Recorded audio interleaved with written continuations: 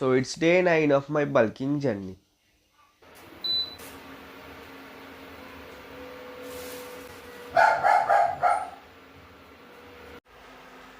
তো ভাই ডিম সিদ্ধ হচ্ছে।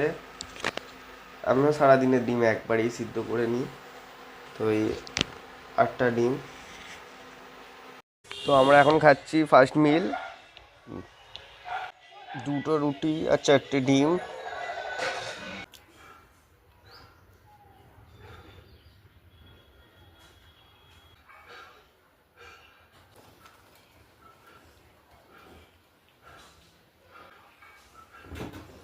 তো ভাই গাড়িটা আমি এখন দোকানে নিয়ে যাচ্ছি।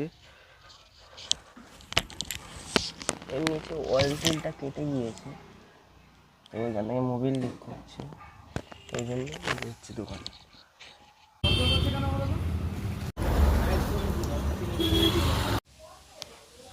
গাড়ি ঠিক করে দিয়েছে ভাই, এখান থেকে যে অয়েলটা পড়ছিল আর পড়ছে না। সো এটা আমার সেকেন্ড মিল, এর মধ্যে আছে rice, chicken, fish and veggies. এখন 6টা 10, আমরা এখন যাচ্ছি জিমে।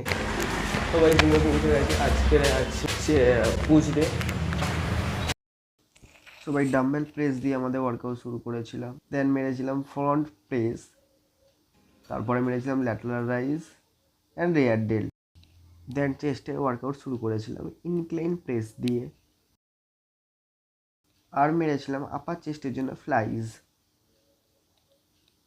তারপরে মেরেছিলাম ডাম্বেল প্রেস অ্যান্ড প্যাকডাক ফ্লাই, তারপরে মেরেছিলাম ডিক্লাইন ফ্লাইজ, দেন ট্রাইসেপের জন্য পুশ ডাউন আর ওভারহেড মেরেছিলাম, আর লাস্ট এক্সারসাইজ মেরেছিলাম ডিপস। তো ভাই ওয়ার্কআউট হয়ে গেছে, এবারে বার হচ্ছি। তো ভাই জিম থেকে বাড়ি চলে এসেছি, এবার খাবো ক্রিয়েটিন।